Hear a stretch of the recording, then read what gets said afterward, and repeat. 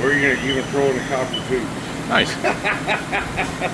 That little box was this guy's design when we were doing, what was it, that big thing popping?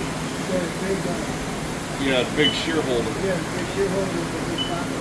Very cool. And we'll show them probing it out. So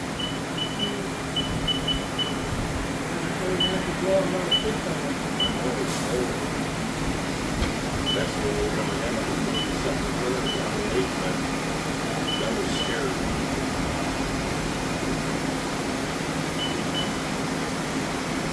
But Mark got to cut most of it, which I was upset.